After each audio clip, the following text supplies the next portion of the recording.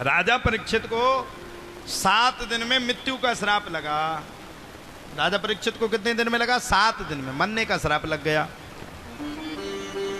राजा परीक्षित ने तत्काल सबसे पहले घर का त्याग कर दिया और त्याग करके सुखदेव बाबा के चरणों में पहुंच गए।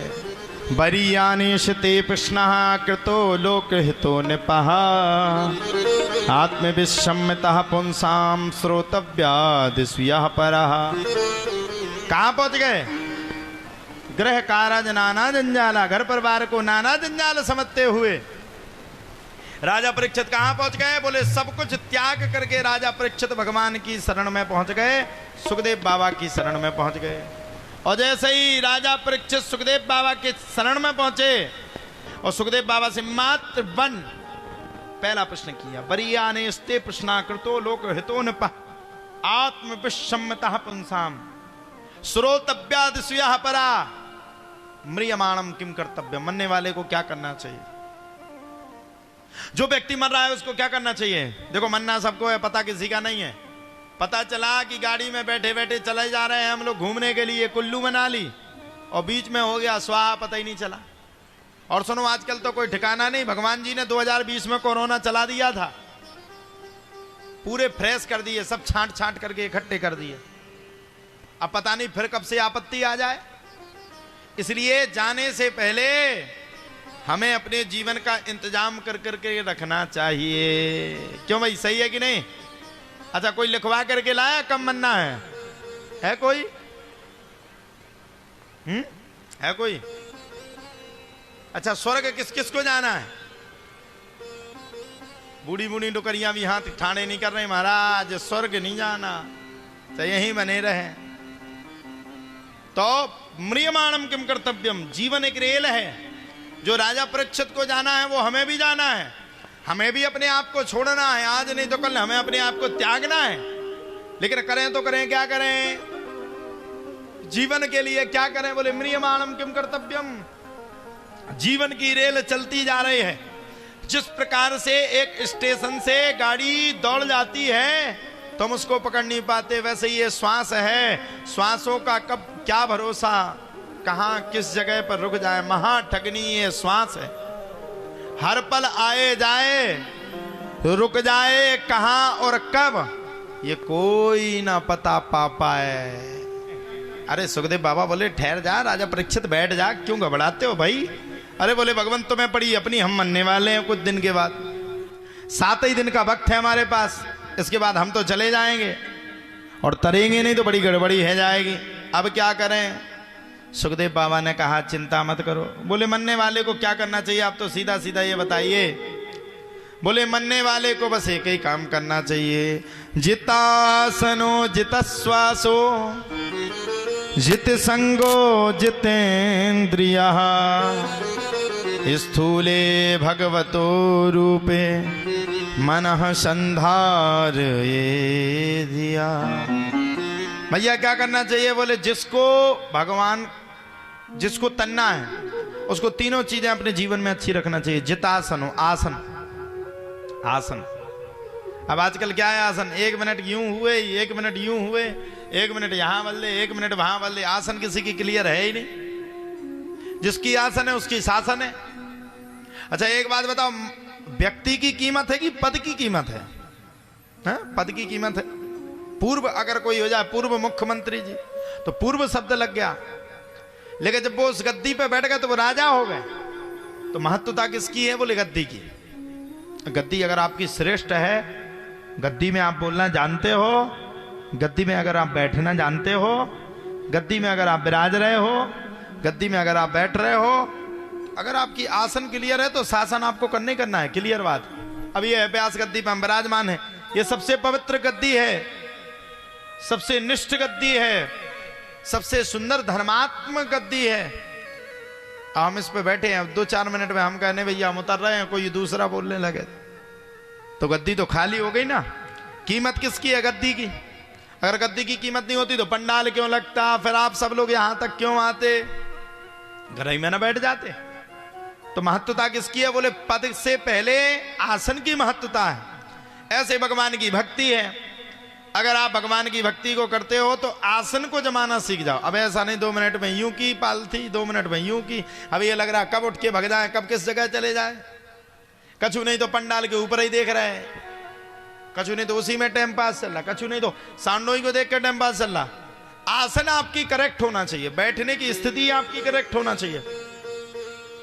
जितासनो जित श्वासो, भगवान को अगर पाना है तो श्वास श्वास में भगवान को पूज लो, श्वास श्वास में भगवान को मान लो, श्वास श्वास में भगवान के प्रति श्रद्धा रख लो।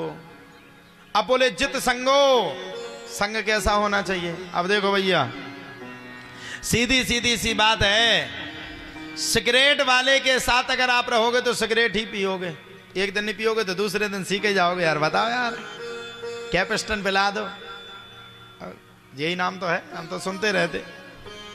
गुटखा वाले के साथ अगर बैठे हो तो 2-4 दिन में ले आवा यार, हम भी खा लें, हैं?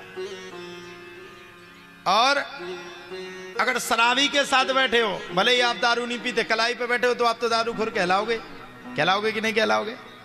शराबी कहलाओगे, बिल्कुल करेक्ट कहलाओगे। जित संगो, जैसी आपकी संगत वैसे ही जीवन की रंगत। संगत आपकी अच्छी होना चाहिए। आप अगर आप किसी संत के पास बैठो, महात्मा के पास बैठो, किसी सिद्ध जन के पास बैठो, किसी सिद्ध पुरुष के पास बैठो, किसी सिद्ध पुरुष की अगर आप वाणी को सुनते हो तो आपकी वही लाइन बदल जाएगी। देखो, एक मानव योनि ऐसी है मैया, मैं सीधी सीधी स्पष्ट बात कहना चाहता हूं, मानव योनि इतनी पवित्र योनि है कि इस योनि में आप कुछ भी कर सकते हो। इसी मानव योनि में, इसी मानव योनि में आप चाहोगे तो देवता बन सकते हो। इसी मानव योनि में अगर आप चाहो तो डॉक्टर बन सकते हो, मनुष्य ही बनता ना।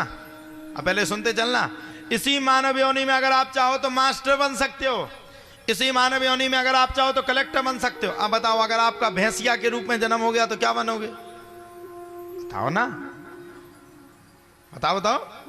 पक्षी बन जाओगे, क्या बनोगे? पक्षी बन के कलेक्टर थोड़ी बन जाओगे। पक्षी बन के कोई दूसरी योनि में आप थोड़ी व्यास गद्दी पर प्रवचन देने लगोगे। तो देखो, मानव योनि सबसे पवित्र योनि है। सुंदर बाहर से देखो ये नहीं चलेगा, सुंदर अंदर से देखिए। और इस योनि में एक आपका लक्ष्य होना चाहिए, एक, प्रत्येक व्यक्ति का एक लक्ष्य, एक लक्ष्य उसका सदना चाहिए। पता चलता आजकल के बच्चे जितने बैठे रहते, कहो आज उन्हें कलेक्टर बनना, कल उनको डीएसपी बनना, कहो खिसकते खिसकते 3 फूल पे आ गए, खिसकते खिसकते कहो 2 पे आ गए, कहो 1 पे आ गए, कहो कहते फूल ही नहीं चाहिए हमें तो ऐसे ही बन जाए, पुलिस में चले जाए, पुलिस में नहीं पहुंचे कहीं दूसरी। अरे क्यों नहीं पहुंचेंगे? हमें एक बात बताओ, कौन सी ऐसी मंजिल है संसार में जो आपको नहीं मिल सकती है? क्यों नहीं मिल सकती बताओ? हमने तो कभी ये सोचा ही नहीं।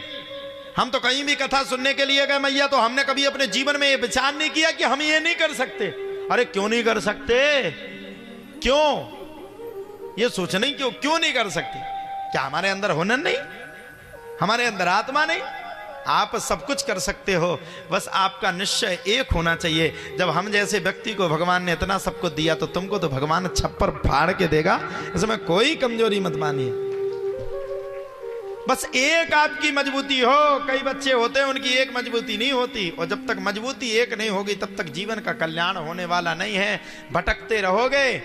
और ध्यान रखना, एक जगह से दूसरी जगह, दूसरी जगह से तीसरी जगह, कुछ ही दिन लगेगा बदनाम है जाओगे। कई आप ही के पड़ोसी आपकी हंसी उड़ाएंगे, ले वो तो अभी पुलिस की तैयारी करती, फिर रेलवे की कर लेती, फिर फलान की कर लेती, फिर ढिकान की कर लेती। एक लक्ष्य बनाइए, हमें मास्टर बनना, बिल्कुल बनना। किसी ने हमसे पूछा, बोले महाराज जी पर्चा में लिख दो कि ये हमारा बच्चा मास्टर बन पाएगा कि नहीं। हमसे पूछा, महाराज जी लिखो पर्चा में। हमने कहा भैया ये बात तो हम नहीं लिखेंगे। बोले क्यों? आप क्यों नहीं लिखोगे? आपको सिद्धि नहीं क्या? हमने कहा सिद्धि तो है, लेकिन ये बात हम कभी नहीं लिखेंगे। बोले क्यों? हमने कहा ये बात हम इसलिए नहीं लिखेंगे कि डॉक्टर बनेगा कि मास्टर, ये सरकारी नौकरी पाएगा कि नहीं पाएगा, इसके हुनर के ऊपर इसकी मेहनत के ऊपर, इसके मुकाम के ऊपर इसकी जिंदगी निश्चित करती है। अगर इसकी मेहनत है, मुकाम है, और अगर इसका संकल्प है कि नहीं मैं मास्टर बन करके बताऊंगा, तो एक दिन ये मास्टर बन करके आपके घर में जरूर आएगा, इसमें कोई दोहराई नहीं। अब मैंने कहा मैं बता दूं कि नहीं बनना, वो पहले ही से टूट जाए। महाराज जी ने कह दिया अब तो बनना ही नहीं। क्यों नहीं बनना? मन के हारे हार है, मन के जीते जीत, और मन ही मिलाए राम से मन ही करत भजीत। अरे भगवान मिलेगा, निश्चित करो। आप कुछ पद पाओगे, निश्चित करो। आपको क्या करना, आपकी प्रतिष्ठा क्या है, आप निश्चित करो। राजा परीक्षित से भी सुखदेव बाबा ने यही कहा, आपका दृढ़ संकल्प एक होना चाहिए। अगर आपका दृढ़ संकल्प है तो मैं आपके साथ 24 घंटे ठहरने के लिए तैयार हूं। अगर आपका दृढ़ संकल्प है तो मैं आपके साथ एक एक मिनट ठहरने के लिए तैयार हूं। अगर आपका दृढ़ संकल्प है तो मैं आपके साथ हूं। और बोले सुनो राजा परीक्षित, बात है मृत्यु की, तो सीधी सीधी बात इतनी और सुन लो। मृत्यु कोई बड़ा भय नहीं है, मरना सबको है। आया है सो जाएगा राजा रंक फकीर, कोई चढ़ चला सिंहासन पर, कोई बंधा जंजीर। जिसका आना तय है राजा परीक्षित, उसका जाना भी तय है। इसलिए आने जाने की कोई समस्या नहीं है।